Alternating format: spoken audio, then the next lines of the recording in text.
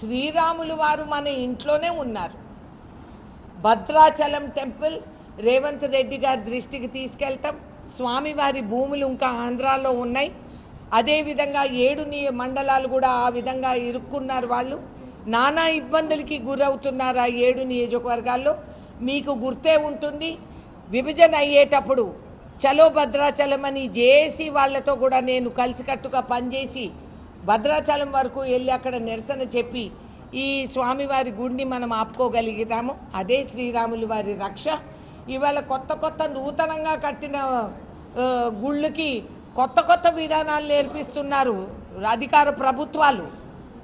హిందూ ధర్మం ఏంటో తెలియకుండా అధికార మతంతో ఇట్లా మాట్లాడే వాళ్ళకి చాలా శోచనీయం. శ్రీరామ రక్ష ఉండేది ఖమ్మం జిల్లా. ఇది పాత పౌరాణిక టెంపుల్. సీతమ్మ గారిని ఇక్కడ తీసుకొచ్చి పెట్టారు పర్ణశాలలో. సీతమ్మ రోజు పూజ చేసుకున్న దేవుడి గుడి అక్కడే ఉంది.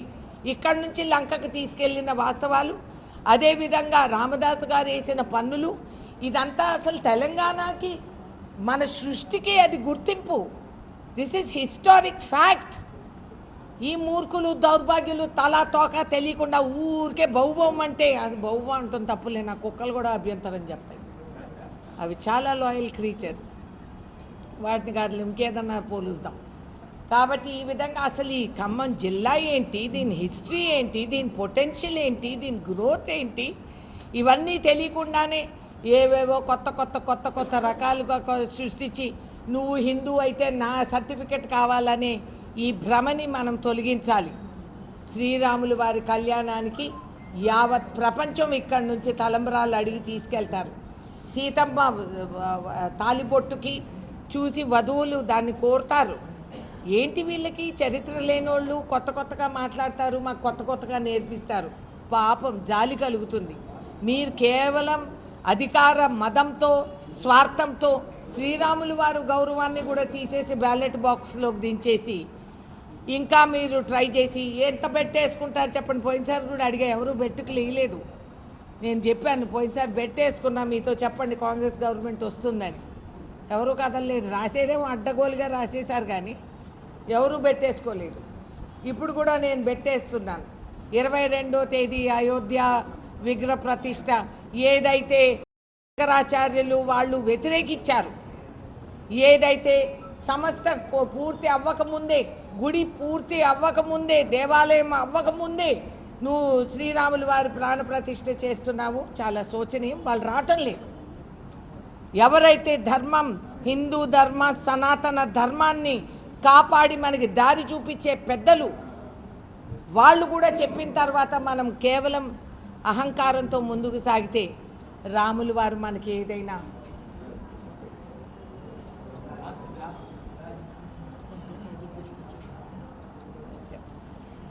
ఈ విధంగా వాళ్ళు మనకి హిందూయిజం నేర్పిస్తారేంటండి. నేను హిందూ, నేను గర్వంగా చెప్తాను నేను హిందూగా పుట్టాను. నా దృష్టిలో హిందూగా పుట్టడం, నా భుజస్కంధాల్లో అంత సాహసం ఉంది. అన్ని కులాల్ని మతాల్ని కలుపుకొని ముందుకు నడిచే సాహసం నాకుంది. అదే నా ధర్మం. నేను మిస్టర్ ఎవరో కూర్చొని ఇవాళ అధికారంలో ఉన్నారు కాబట్టి నేను హిందూ ఎలా ఉండాలి అని వాళ్ళు నేర్పిస్తే నేర్చుకునేదానికి నా ధర్మం నన్ను ఒప్పుకోదు.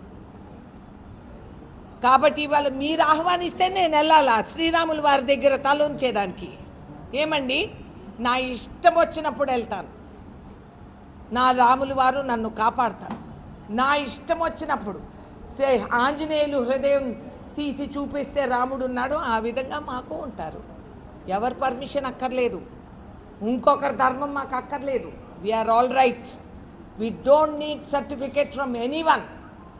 పొలిటికల్ ఇష్యూస్ని చేసి రేపు నేను కాంగ్రెస్ గవర్నమెంట్ ఇది మేము చేస్తామంటే మీరు అందరూ ఒప్పుకుంటారా సార్? శ్రీరాములు వారి దగ్గరికి ఎవరైనా వెళ్ళచ్చు. మన దగ్గర ఉన్న అద్భుతమైన హనుమంతులు వారు ఇంకెక్కడా లేరు.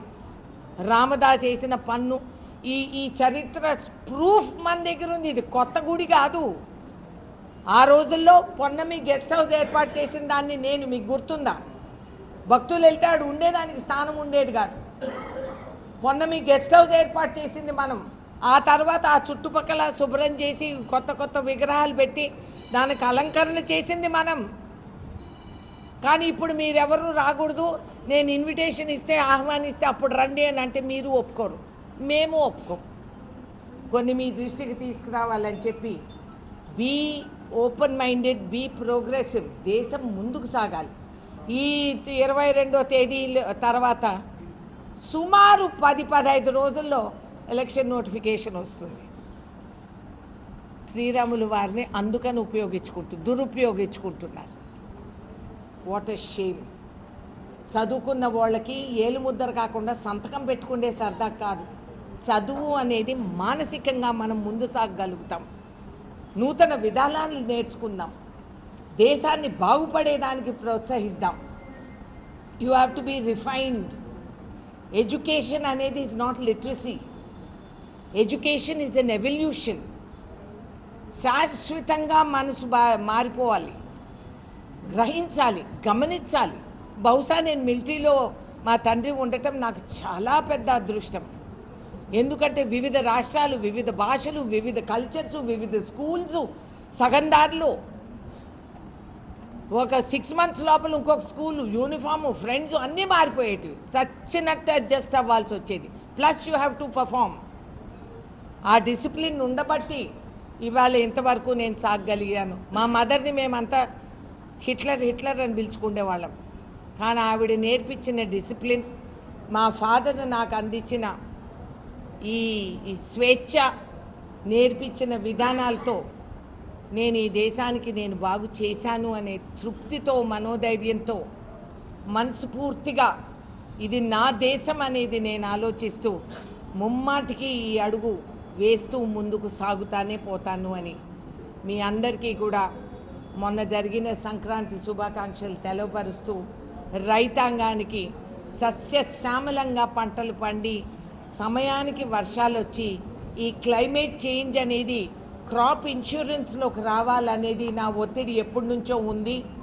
క్రాప్ ఇన్సూరెన్స్లో మనం ఒత్తిడి తీసుకురాకపోతే క్లైమేట్ చేంజ్ వలన రైతాంగం నాశనం అయిపోతున్నారు. ఎంతో గొప్పగా ఇవాళ కౌలు రైతుకు కూడా ఒక బతుకు తీరు మనం ఏర్పాటు చేశాం. కాంగ్రెస్ పార్టీగా రాహుల్ గాంధీ గారు ఇచ్చిన రైతు భరోసాగా అది నేను చూసి గర్వపడుతున్నాను. కౌలు రైతుకు దిక్కు లేక పంట నాశనం అయినా భూస్వామికే అది అందేది, కానీ వాడికి ఏం అందేది కాదు. ఇవాళ ఒక రక్షణ, శ్రీరామ రక్షణ అంటే అది రాహుల్ గాంధీ గారు కలిగించిన రక్షణ. భద్రాద్రి స్వామిల వారు అందరినీ కూడా, మిమ్మల్ని అందరినీ ఆరోగ్యాలతో ఆశీర్వదించి మిమ్మల్ని సస్యశ్యామలంగా పంటలు పండించి ఎవ్వడికి ఆకలి లేకుండా రైతు అన్నం పెట్టేవాడు, రైతు బాగుపడతాడని భగవంతుడిని ప్రార్థిస్తూ సెలవు మరి. Thank you.